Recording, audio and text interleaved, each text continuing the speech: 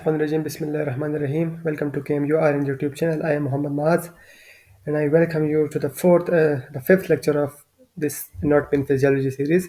पहले लेक्चर में मैंने आपको समझाया था सेल के जो जनरल फीचर है और जनरल स्ट्रक्चर है उसको हमने बहुत ही तफसील से पढ़ा है। आप वीडियो चैनल विजिट कर सकते हैं या ऑर्गेनेल और न्यूक्लियस में भी हमने पढ़ा है। आज हम डिस्कस करेंगे मेनली सेल डिवीजन को कि सेल डिवीजन किस तरह होता है और डीएनए, क्रोमैटिन, क्रोमोसोम ये क्या चीज़ें हैं, किन बलाओं के नाम है। बहुत ही मुश्किल आती है स्टूडेंट को और ये जो एक केएमयू है एमसीक्यूज में बार बार पूछता है। बिल्कुल सिंपल एमसीक्यूज आती है लेकिन हमारी कंसेप्ट क्लियरनेस नहीं होती, इसलिए हम उसको गलत कर देते हैं। तो पहले हम स्टार्ट करते हैं यहाँ सेल्स न्यूक्लियस से। अगर फॉर एग्जांपल ये हमारी बॉडी का कोई भी सेल है, ब्रेन का सेल है, किसी पार्ट का भी सेल है, अगर इसके न्यूक्लियस को आप देखें तो वो होगा 2n। 2n का क्या मतलब है? 2 का तो मतलब है 2n का मतलब है नंबर ऑफ क्रोमोसोम। तो नंबर ऑफ क्रोमोसोम हमारी बॉडी में है 23 क्रोमोसोम है। और ये 2 क्या क्यों लगा हुआ है? क्योंकि ये 2 भी इससे मल्टीप्लाई होता है तो हमारी बॉडी में क्रोमोसोम का नंबर 46 है। लेकिन हम इसे ऐसे क्यों लिखते हैं कि 2n, हम इसे डायरेक्ट क्यों नहीं लिखते कि 46 क्रोमोसोम है या n क्रोमोसोम है? तो इसका मकसद ये है कि हमारी बॉडी में जो 23 क्रोमोसोम है वो पेयर में एग्जिस्ट करते हैं। अगर फॉर एग्जांपल मैं आपको बताऊं कि क्रोमोसोम नंबर फर्स्ट, तो इस क्रोमोसोम नंबर फर्स्ट का एक एग्जैक्ट कॉपी और भी होगा क्रोमोसोम नंबर फर्स्ट। तो हमारी बॉडी में क्रोमोसोम नंबर फर्स्ट कितने हैं? 2 क्रोमोसोम नंबर फर्स्ट है। इस तरह हमारी बॉडी में क्रोमोसोम नंबर 2 कितने हैं? बिल्कुल 2 ही है। और अगर मैं बताऊं कि क्रोमोसोम नंबर 10 कितने हैं, तो क्रोमोसोम नंबर 10 भी हमारी बॉडी में 2 ही है। और ये 2 क्यों है? सिंपल बात है। अगर जब आप गौर करें कि ज़ाइगोट किस तरह बनता है, तो एक स्पर्म और एक ओवा मिलता है। स्पर्म में कितने क्रोमोसोम होते हैं? सब स्पर्म में अब n क्रोमोसोम होते हैं 2n की बजाय, और यहाँ पर भी n क्रोमोसोम होते हैं। 2n को हम कहते हैं डिप्लॉइड, डाई कहते हैं 2 को और प्लाइड कहते हैं क्रोमोसोम को। तो हम इसे कहते हैं डिप्लॉइड क्रोमोसोम।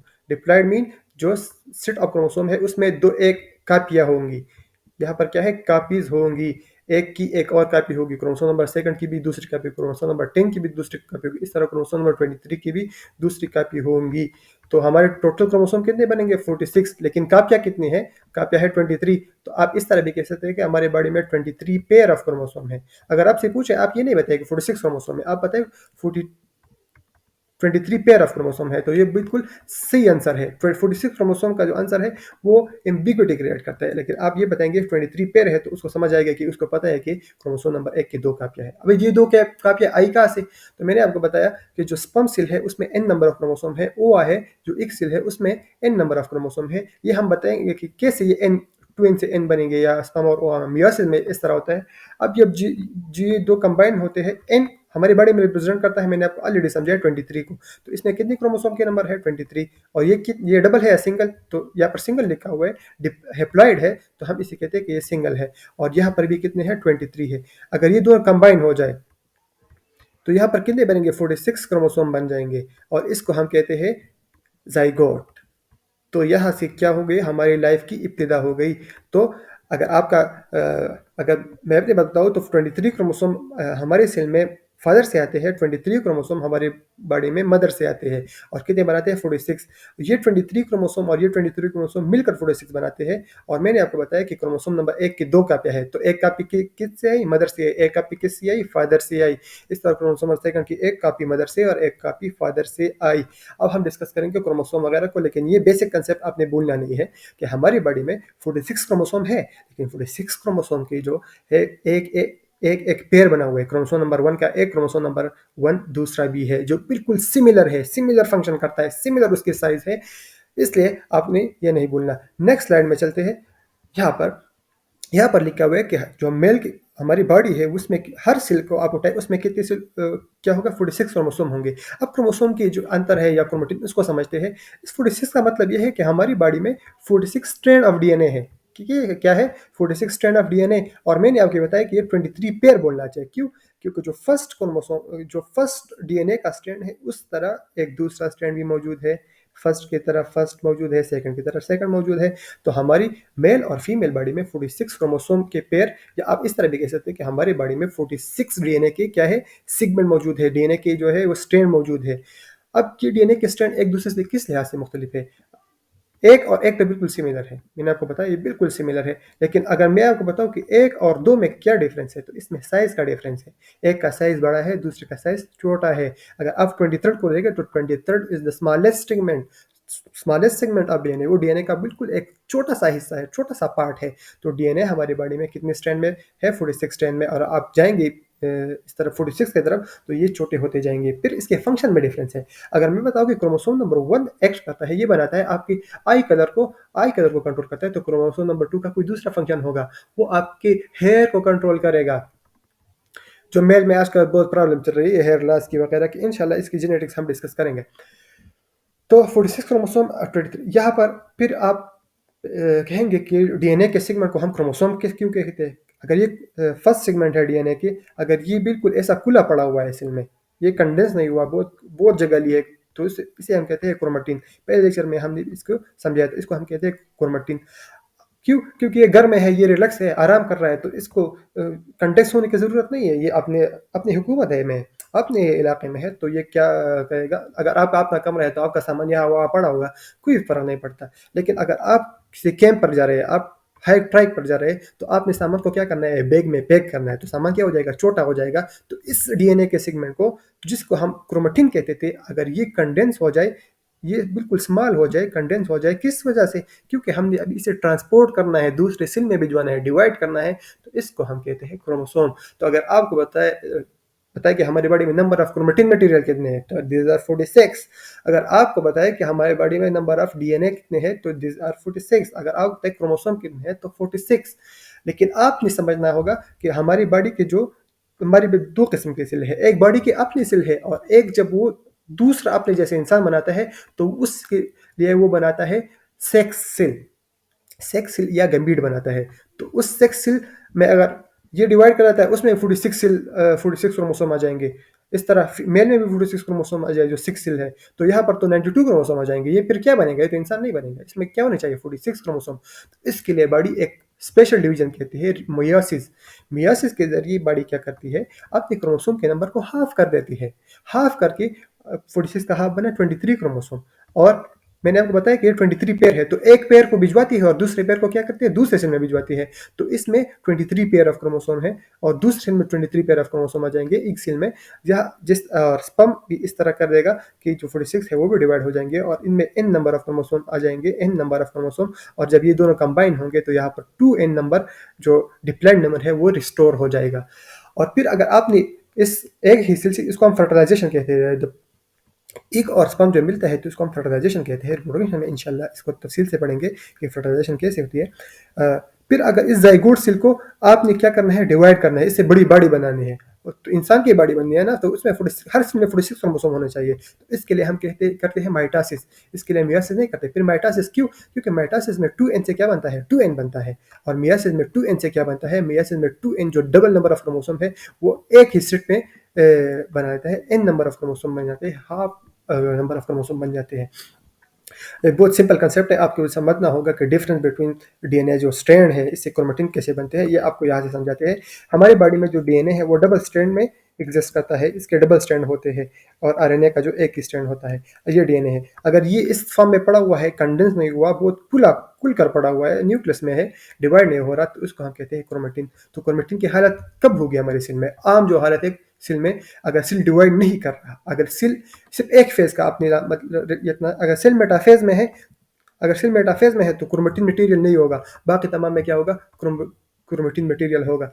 क्रोमोसोम कहाँ पर होगा? क्रोमोसोम सेल में एक ही फेज, जो मेटाफेज है, उसमें वाज़ेह तौर पर दिखाई देता है। सेल जो डिवाइड करता है, उसका एक फेज है मेटाफेज। हम पढ़ेंगे प्रोफेज, एनाफेज, मेटाफेज अब तफसील से। तो आपने जस्ट याद रखना है, डीएनए अगर क्या है, उसके इर्द गिर्द जो ग्रीन स्ट्रक्चर बनी है, इसको हम कहते हैं हिस्टोन प्रोटीन। तो क्रोमेटिन किस चीज़ से बना हुआ है? डीएनए का स्ट्रैंड है, और उसमें क्या है? हिस्टोन प्रोटीन है ये। और ये क्या है? कंडेंस स्ट्रक्चर है? नहीं, ये खुला पड़ा हुआ है। तो इसको हम कहते हैं क्रोमेटिन मटेरियल। और ये सेल की आम हालत है। सेल की आम हालत में आपने क्रोमोसोम आप आइडेंटिफाई नहीं कर सकते, वो सिर्फ आप मेटाफेज वाहिदी हालत है तो इसमें आइडेंटिफाई कर सकते हैं। आपसे इंपॉर्टेंट एमसीक्यूज पूछते हैं कि इंटरफेज में इंटरफ़ेज़ उस फ़ेज़ को कहते हैं जो सेल डिवीज़न, अगर सेल डिवाइड कर रहा है, न्यूक्लियस डिवाइड कर रहा है, तो उसको हम कहते हैं डिवीज़न फ़ेज़। लेकिन उससे पहले जो सेल तैयारी करता है, तैयारी क्या करता है, उसमें वो अपने डीएनए को डबल कर देता है, ऑर्गेनील को डबल कर देता है, साइज़ में ग्रो कर जाता है, तो उसको हम कहते हैं डीएनए इंटरफ़ेज़। तो आपको पता है कि इंटरफ़ेज़ में हमारे पास कौन-सा फ़ॉर्म प्रेज़ेंट होगा, क्रोमैटिन होगा या क्रोमोसोम? तो क्या इंटरफ़ेज़ डिवीज़न फ़ेज़ है? No, interphase is not division phase. तो इसमें हमारी बॉडी में क्रोमैटिन मटीरियल ही प्रेज़ेंट होगा। ये केएमयू की पास्ट पेपर का एमसीक्यूज़ है। अच्छा, आगे बढ़ते हैं। अभी सेक्सुअल क्रोमैटिड और इसके जो कंसेप्ट है उसको हम पढ़ते हैं। ये आपको पता है कि ये क्या है? सेंट्रोमियर है। सेंट्रोमियर किसे कहते हैं? सेंट्रोमियर जो क्रोमोसोम का एक ये जो डीएनए का स्ट्रैंड है, जो कंस्ट्रक्टेड पोर्शन है, उसको हम प्राइमरी कंस्ट्रक्शन को हम कहते हैं, कंस्ट्रक्ट कहते हैं ऐसे चिपक होना या इस तरह कोई चीज़ आप कहें कि ये कहते हैं सेंट्रोमियर। सेंट्रोमियर क्या कहते हैं? इस क्रोमोसोम में एक कंस्ट्रक्टेड पार्ट है, प्राइमरी कंस्ट्रक्शन है, इसको हम कहते हैं सेंट्रोमियर। ये अभी कंडेंस नहीं हुआ तो इसको हम कह रहे हैं क्रोमैटिन। अभी अगर ये एस फेज से पास होगा, एस फेज को हम कहते हैं सिंथेसिस फेज। इंटरफेज में एक फेज आता है, अगर सेल डिवाइड कर रहे हैं तो इससे पहले क्या होगा? इंटरफेज होगा। इंटरफेज क्या है? सेल ने अपने डीएनए के कंटेंट को बढ़ाना है, नंबर ऑफ ऑर्गेनील को बढ़ाना है, साइज में बढ़ना है, तो इसमें एक फेज आता है एस फेज। एस फेज में क्या बनता है? डीएनए डबल हो जाता है। ये भी केएमयू के पास पेपर के एमसीक्यूज है कि किस फेज में डीएनए का कंटेंट डबल हो जाता है। तो एस फेज में डीएनए का कंटेंट क्या हो जाएगा? डबल हो जाएगा। क्यों? क्योंकि इसने डिवाइड किया, इसने रिप्लिकेट किया और क्या बना? एक और स्ट्रैंड बना दिया जो एग्जैक्टली क्या है? इसकी ही कॉपी है। क्यों? क्योंकि इससे बना। तो और ये एक सेम सेंट्रोमियर को शेयर करेंगे और इसके दो कापियां बन जाएंगी, तो इसको हम कहते हैं सिस्टर क्रोमेटिड। सिस्टर इसलिए कहते हैं कि ये दोनों एग्जैक्टली एक दूसरे की क्या है? कापियां है, बिल्कुल सिमिलर है। अब अगर ये मैंने अगर ये अब डिवीजन की तरफ बढ़ेगा, इंटरफेज हो गया। इंटरफेज में क्रोम आप देख सकते हैं कि ये कौन सी हालत में है? क्रोमेटिन की हालत में है, क्रोमोसोम नहीं बना अभी। अभी अगर ये डिवीजन कर रहा है, डिवीजन हम कहते हैं माइटोसिस या मियोसिस, इसको आप तफसील से पढ़ेंगे तो इसको हम कहेंगे फिर ये कंडेंस हो जाएगा। ये स्ट्रक्चर क्या है? ये खुला हुआ है, ये कंडेंस हो गया, तो इसको हम कहते हैं क्रोमोसोम। भी क्रोमोसोम बना देगा। अभी एक इंपॉर्टेंट कंसेप्ट और डिस्कस करते हैं। अगर आप यहाँ देखें, यहाँ पर जो पहला वाला स्ट्रक्चर है, इसमें क्या है? अगर आप यहाँ पर देखें तो इसमें एक ही जो स्ट्रैंड बना हुआ है, यहाँ पर एक ही स्ट्रैंड बना हुआ है, तो इसको हम कहते हैं ये एक सिंगल क्रोमोसोम है। ये क्या है? एक सिंगल क्रोमोसोम है, वन क्रोमोसोम है। यहाँ पर कितने क्रोमोसोम है? तो मेजॉरिटी स्टूडेंट का आंसर हुआ यहाँ पर 2 क्रोमोसोम है। नो, यहाँ पर भी एक ही क्रोमोसोम है। क्यों? क्योंकि यहाँ पर सेंट्रोमेयर एक है। अगर किसी स्ट्रैंड के सेंट्रोमेयर एक होगा तो क्रोमोसोम का नंबर क्या होगा? वो भी 1 होगा। तो आप क्रोमोसोम के एक ऐसे भी डिफिनेशन कर सकते हैं, part which share same centromere. अगर यहाँ पर 2-3 स्ट्रैंड और भी बन जाए, यहाँ पर 2-3 स्ट्रैंड और भी बन जाए, तो यहाँ पर क्रोमोसोम फिर भी कितनी होंगी? एक ही होंगी। लेकिन जो सिस्टर क्रोमेटिड है वो क्या होंगे? वो 2 होंगे। यहाँ पर कितने होंगे? 3 होंगे। तो सिस्टर क्रोमेटिड का नंबर बढ़ेगा, क्रोमोसोम का नंबर नहीं बढ़ेगा। और इस फेज में तो यहाँ पर आप ये एमसीक्यूज को भी क्लियर कर सकते हैं कि इस फेज में क्रोमोसोम के नंबर बढ़ते हैं या नहीं। तो no, there is no change in the number of chromosome in S phase of division. क्यों? सिर्फ डीएनए का जो नंबर है वो ज़्यादा हो जाता है, डीएनए का कंटेंट क्वांटिटी है वो ज़्यादा हो जाती है। डीएनए क्वांटिटी को हम एक्सप्लेन करते हैं कैपिटल एन से, तो कैपिटल एन से वो क्या बन जाएगा? 2n बन जाएगा। देखिए ये 2n बन गया, डबल हो गया। लेकिन नंबर ऑफ क्रोमोसोम अगर यहाँ पर n था तो यहाँ पर क्या होगा? यहाँ पर n होगा, नंबर ऑफ क्रोमोसोम चेंज नहीं होगा। क्यों? क्योंकि क्रोमोसोम की डिफिनीशन ही यही है कि सेंट्रोमेयर एक हो तो क्रोमोसोम एक है। तो यहाँ पर सेंट्रोमेयर एक है, यहाँ पर सेंट्रोमेयर एक है, यहाँ पर सेंट्रोमेयर एक है, तो तीनों जगह पर क्रोमोसोम कितने हैं? एक है। सिर्फ क्या बनेगा? सिस्टर क्रोमेटिड का नंबर बढ़ेगा। यहाँ पर आप और भी क्लियरली आइडेंटिफाई कर सकते हैं कि इस फेज में जो है ये क्या बनेगा? अपने एक कॉपी बनेगा, इसको हम कहते हैं सिस्टर क्रोमेटिड। फिर माइटोसिस में ये क्या हो जाएगा? ये स्प्लिट हो जाएगा, डिवाइड बन जाएगा। तो माइटोसिस में जो नंबर ऑफ क्रोमोसोम है वो क्या क्या होंगे? बढ़ जाएंगे। यहाँ पर एक क्रोमोसोम ये है और एक क्रोमोसोम ये है। क्यों? क्योंकि इसका सेंट्रोमेयर है वो एक नहीं है। तो फॉर एग्जाम्पल अगर मैं आपको समझाऊँ कि ये एक सेल है, उसमें ये क्रोमोसोम है, अगर इसने डिवाइड करना है तो पहले ये इंटरफेज करेगा। इंटरफेज में इस फेज में ये अपने जो डीएनए के कंटेंट है उसको बढ़ाएगा, तो ये डीएनए कंटेंट क्या है? बढ़ गई। तो इंटरफेज में डीएनए कंटेंट बढ़ गया लेकिन क्रोमोसोम के नंबर सेम है। अभी अगर ये माइटोसिस करता है तो माइटोसिस में 2 सेल बनेंगे, तो एक स्ट्रैंड एक में चला जाएगा और दूसरा स्ट्रैंड दूसरे में चला जाएगा। और ये जो 2 सेल है ये एग्जैक्टली क्या होंगी? क्या होंगी इस सेल की। क्यों? क्योंकि यहाँ पर सिस्टर क्रोमेटिड ने डिवाइड किया, सिस्टर क्रोमेटिड आगे चला गया और ये मैंने आपको बताया कि सिस्टर क्रोमेटिड एग्जैक्टली एक दूसरे की कापियाँ होती है। ये क्या है? माइटोसिस का प्रोसेस। माइटोसिस के प्रोसेस में देयर इज नो डिफरेंशिएशन, कोई फर्क नहीं पड़ता सेल को। अगर आपका स्किन टोन हो जाए, खराब हो जाए, तो ये दोबारा किस चीज़ से बनेगा? माइटोसिस से। क्योंकि आपको यहाँ पर वही ही सेल चाहिए, आपको दूसरे किस्म के सेल नहीं चाहिए, तो आइडेंटिकल सेल बनेंगे, कॉपी ऑफ सेल बनेंगे, एग्जैक्टली द सेम। तो वो यहाँ पर इस प्रोसेस के ज़रिए होंगे। दूसरा प्रोसेस है मियोसिस का। मियोसिस में जो होमोलॉगस क्रोमोसोम है उसके कंसेप्ट का हम ज़िक्र करते हैं। फॉर एग्ज़ाम्पल अगर ये क्रोमोसोम नंबर 1 है, तो हमारी बॉडी में क्रोमोसोम नंबर 1 कितने हैं? 2 है, तो ये भी क्रोमोसोम नंबर 1 है। अगर ये फॉर एग्ज़ाम्पल क्या करता है, डिवाइड कर जाए, तो डिवाइड कर जाए तो ये अपने एक सिस्टर क्रोमेटिड बनाएगा, ये अपने एक सिस्टर क्रोमेटिड बनाएगा। ये ये सिस्टर क्रोमेटिड एक दूसरे की एग्जैक्टली कापियाँ होंगी या ना? कापियाँ ही होंगी। लेकिन क्रोमोसोम नंबर 1 और क्रोमोसोम नंबर 1 मैंने आपको बताया 99.9% ये सेम होते हैं, लेकिन ज़रूरी नहीं है कि ये बिल्कुल एग्जैक्टली एक दूसरे की कापियाँ हों। हमारे सेल में अगर आप देखें, फॉर एग्जाम्पल ये पेंक्रियाज का सेल है और ये क्रोमोसोम नंबर मैंने बताया कि क्रोमोसोम नंबर 26 है फॉर एग्जाम्पल, तो क्रोमोसोम नंबर 26 की दो क्या क्या होंगी ना। अगर आपके वालिद को आपके जो फादर की तरफ है वो शुगर की बीमारी है, डायबिटीज मेलिटस है, तो यह का जो जीन है जो इंसुलिन बनाता है वो कमज़ोर है। और यहाँ पर जो मदर से आया है वो क्या है, अगर उनमें डायबिटीज मेलिटस की बीमारी नहीं है तो वो क्या है, वो ताकतवर है, वो ठीक है, तो ये तो इंसुलिन बनाएगा, लेकिन ये इंसुलिन नहीं बनाएगा। तो ये दोनों सेम हो गए? No, this are same not same. ये बाकी तो 99.9% सेम है, लेकिन इसमें कोई फ़र्क, कुछ ना कुछ तो डिफरेंस है। तो इसको हम कहते हैं होमोलॉगस क्रोमोसोम। होमोलॉगस इसलिए कहते हैं कि यहाँ पर जो जीन की लोकेशन है, होमो कहते हैं हम सेम को, लोकस कहते हैं पोजीशन ऑफ जीन को। फॉर एग्जांपल यहाँ पर मैंने आपको बताया कि ये एक लोकेशन है, या ये एक लोकेशन है। अगर ये डीएनए का एक या क्रोमोसोम का एक ऐसा पार्ट जो एक प्रोटीन बनाने की सलाहियत रखते हैं, तो उसको हम कहते हैं जीन। तो जीन क्या है? डीएनए का एक ऐसा पोर्शन जो एक प्रोटीन बनाता है। प्रोटीन हमारे क्या करता है? कैरेक्टर को मेंटेन करता है। अगर फॉर एग्जांपल मैं आपकी स्किन कलर को बताऊं, तो यहाँ पर अगर डीएनए है और वो मेलेनिन ज़्यादा बनाता है, तो हमारा कलर स्किन टोन क्या होगा? वो डार्क होगा। और मेलेनिन अगर मेलेनिन नहीं बनाता तो स्किन कलर क्या होगा? वो लाइट होगा। तो इसलिए मैं कहता हूँ कि अगर ये पोजीशन है और ये पोजीशन है, लोकेशन ऑफ जीन है, तो आपने आपने सब यहाँ पर समझना है कि जीन किसे कहते हैं। तो जीन डीएनए का वो पोर्शन जो एक प्रोटीन बनाने की सलाहियत रखते हैं, क्योंकि प्रोटीन हमारे क्या करते हैं? हमारे कैरेक्टर को कंट्रोल करते हैं। मैंने आपको स्किन का एग्जांपल दिया, स्किन कलर का। तो ये लोकेशन पर बिल्कुल क्या होंगे? सेम होंगे। लेकिन यहाँ पर मैंने कहा कि एक काम कर रहा है, एक काम नहीं कर रहा, तो डिफरेंस तो पता है। अगर डिफरेंस है तो इसको हम कहते हैं होमोलॉगस क्रोमोसोम। सेम जीन है एक लोकेशन पर, लेकिन इसमें फिर भी डिफरेंस है। Homologous chromosome can be differ. Homologous chromosome में डिफरेंस हो सकते हैं, लेकिन जो सिस्टर क्रोमेटिड है वो एग्जैक्टली क्या होंगी। और कैसे? अगर मैं कहूँ कि ये अगर डीएनए है, ये रिप्लिकेट कर जाएगा, तो इसमें जो डिफ़ॉल्ट जीन है जो इंसुलिन नहीं बनाता, वो तो फिर भी आ जाएगा। लेकिन अगर ये रिप्लिकेट कर जाएगा और ये सिस्टर क्रोमेटिड बनाएगा, तो ये sister chromatid healthy gene carry करेगा। तो sister chromatid are exactly the copy of and homologous chromosome can have the difference. बस होमोलॉगस क्रोमोसोम के कंसेप्ट उसके इसलिए पढ़ते हैं कि जो होमोलॉगस क्रोमोसोम है क्रोमोसोम नंबर 1, और ये भी क्रोमोसोम नंबर 1 है, ये एक ही क्रोमोसोम है, क्योंकि यहाँ पर सेंट्रोमेयर एक ही है। यहाँ पर वैसे ही 2 दिखाए हुए हैं, लेकिन यहाँ पर सेंट्रोमेयर एक ही है। अगर ये क्रोमोसोम नंबर 1 है और ये क्रोमोसोम नंबर 1 है, इसने डिवाइड किया, एक सिस्टर क्रोमेटिड बनाया, इसने डिवाइड किया, एक सिस्टर क्रोमेटिड बनाया, फिर ये क्या करेंगे? ये पेयरिंग करेंगे, एक दूसरे के साथ क्या हो जाएंगे? पेयर हो जाएंगे। पेयरिंग किसे कहते हैं? कि जो होमोलॉगस क्रोमोसोम है वो अपना कुछ पार्ट एक एक्सचेंज कर दे, क्रॉसिंग ओवर कर दे। यहाँ पर आप देख सकते हैं जो रेड ने अपना थोड़ा सा पार्ट इसे दे दिया और ब्लू ने इसे दे दिया, इसको हम कहते हैं होमोलॉगस क्रोमोसोम के क्रॉसिंग ओवर।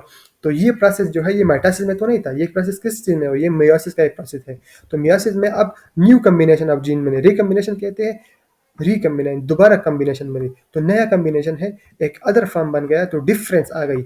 सिर्फ आपने इस स्लाइड से ये पहचानना है कि जीन किसे कहते हैं, होमोलॉगस क्रोमोसोम किसे कहते हैं। मैंने आपको बताया कि हमारी बॉडी में एक क्रोमोसोम मदर से आया है, एक क्रोमोसोम फादर से आया है, तो ये दोनों क्या है? एक दूसरे के होमोलॉगस क्रोमोसोम है। सिस्टर क्रोमोसोम अगर क्रोमोसोम नंबर 1 अपनी एक कॉपी बनाए तो इसको हम इसका सिस्टर क्रोमेटिड कह दें। अगर क्रोमोसोम नंबर 1 अपना एक बनाए तो इसको हम सिस्टर क्रोमेटिड कह दें।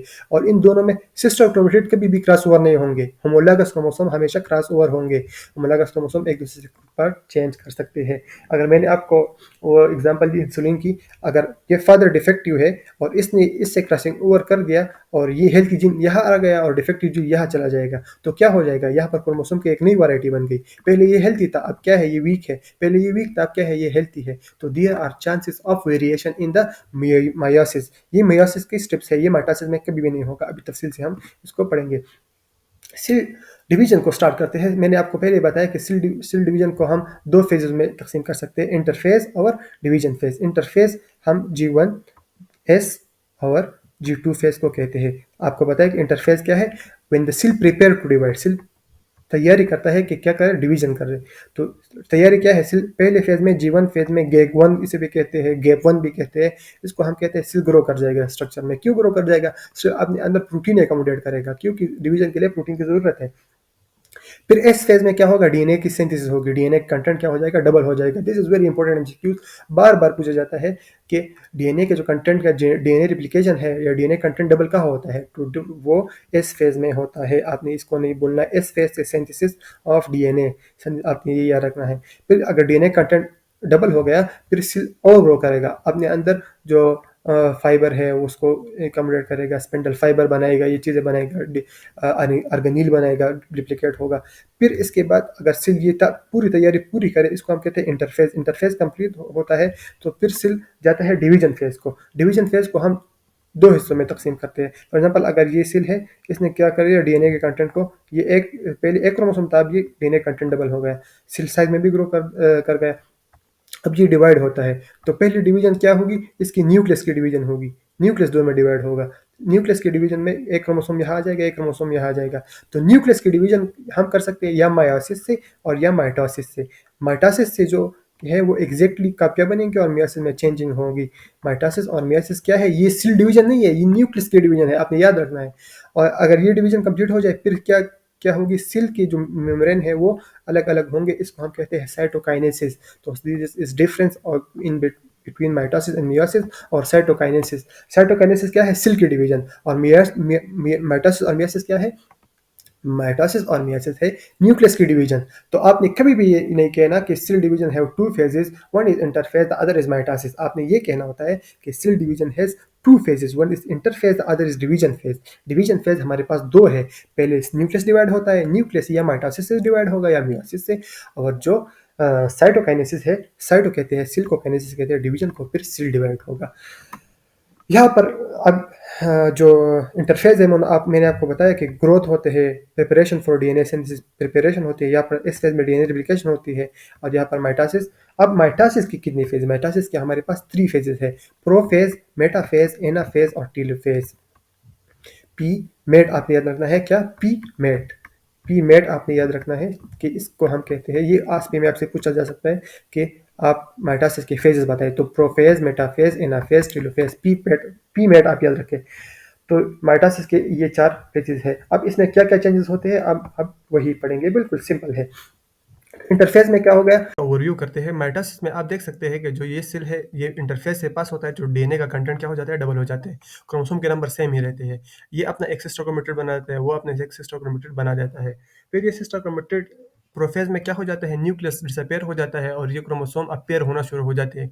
जो क्रोमेटिन मटेरियल है वो क्रोमोसोम में क्या कंडेंस होना शुरू हो जाता है।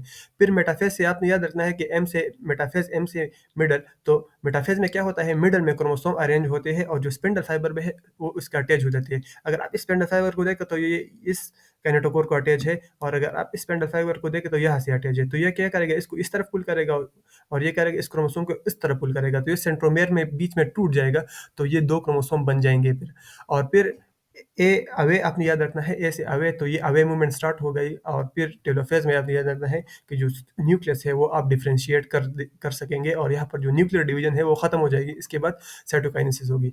अब माइटोसिस के जो माइटोसिस है उसमें आखिर में 2 सेल बनते हैं, सिर्फ 2 सेल बनते हैं, और जो डीएनए कंटेंट डबल हो जाता है, फिर क्रोमोसोम डिवाइड हो जाती है, तो इससे कोई फर्क नहीं पड़ता, वो एग्जैक्टली सेम कॉपी ही बनती है। सेल नंबर फर्स्ट और सेल नंबर जो 5 की सेल है उसमें कोई भी डिफरेंस नहीं होता।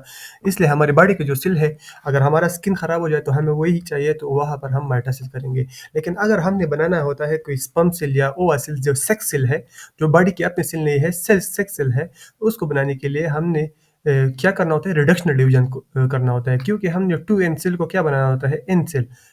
मेल में एन सेल को हम फिर स्पर्म सेल कहते हैं, और फीमेल में जो 2 एन से एन सेल बनता है उसको हम ओवा कहते हैं। जब ये दोनों कंबाइन होते हैं तो फिर 2 एन सेल बन जाता है। अगर ये एन एन सेल होते तो फिर तो कुछ और बन जाता। तो इसलिए हमें रिडक्शनल डिवीजन करना पड़ेगा। यहाँ से यहाँ तक आने के लिए हमने क्या करना होता है, मियासिस करना होता है।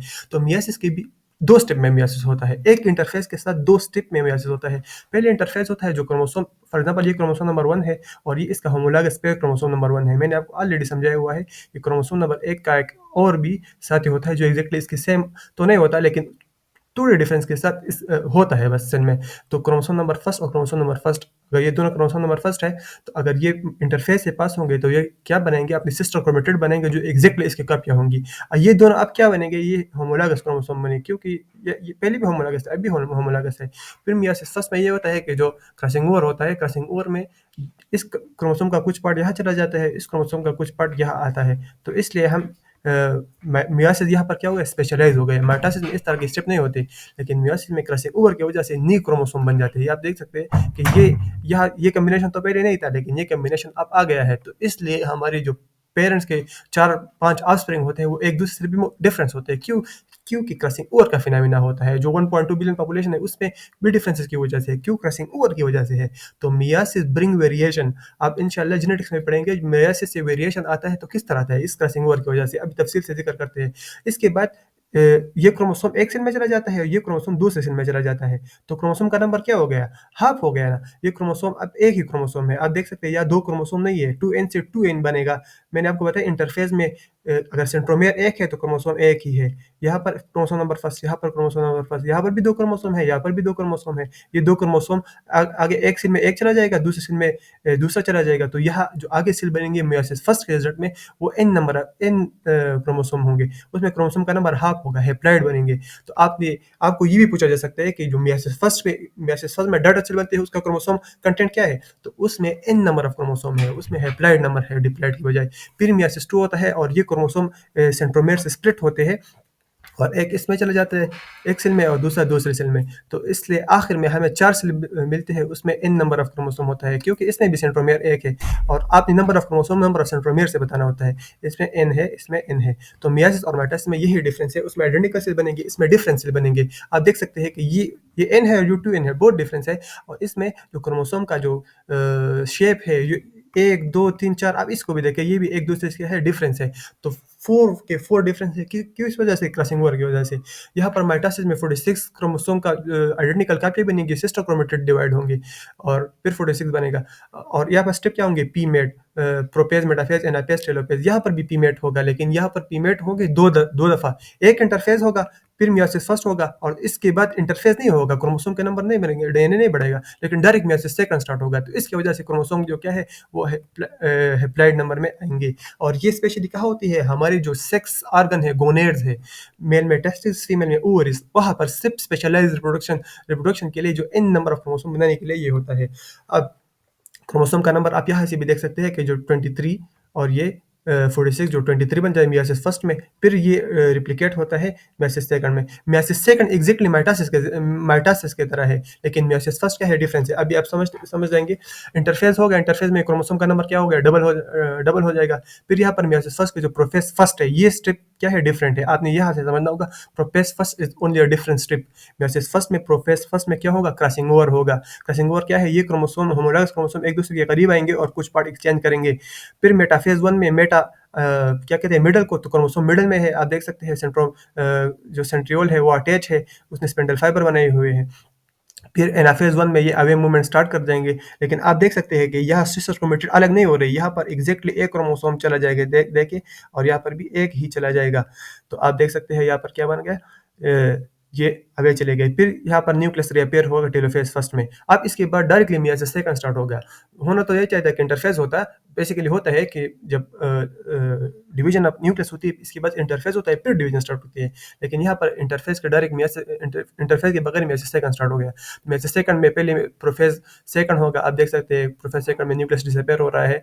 फिर मेटाफेज होगा, ये एग्जैक्टली माइटोसिस के जैसा है। तो माइटोसिस के जरिए कि जैसे इस तरह है कि जो सिस्टर क्रोमेटिड ये क्रोमोसोम है, ये यहाँ स्प्लिट होंगे। यहाँ पर क्रोमोसोम की स्प्लिटिंग आपने नहीं देखी, यहाँ पर इस होल क्रोमोसोम चला जाएगा और यहाँ पर क्रोमोसोम की स्प्लिटिंग होगी। तो यहाँ पर एक ही क्या आ जाएगा, क्रोमेटिन आ जाएगा, एक ही सिस्टर क्रोमेटिड आ जाएगा। यहाँ पर आप देख सकते हैं, अगर ये है तो इसमें दो सिस्टर क्रोमेटिड है, अगर ये क्रोमोसोम है इसमें एक सिस्टर क्रोमेटिड है। क्रोमोसोम यहाँ पर भी एक है, यहाँ पर भी एक है, लेकिन इसमें दो सिस्टर क्रोमेटिड है, इसमें एक सिस्टर क्रोमेटिड है। तो अगर आपसे पूछा जाए कि मियोसिस फर्स्ट के रिजल्ट में जो सेल बनते हैं और मियोसिस सेकंड, उसमें डिफरेंस क्या होता है, क्रोमोसोम का नंबर एक्जेक्टली सेम, एन यहाँ पर भी है, एन यहाँ पर भी है, लेकिन यहाँ पर जो क्रोमोसोम है उसके दो क्या है, दो आर्म है और यहाँ पर एक आर्म है। तो यहाँ पर सेंट्रियोल जो क्रोमेटिड होगा, क्रोमेटिड जो यहाँ पर जो आर्म है इसको हम क्रोमेटिड कहते हैं।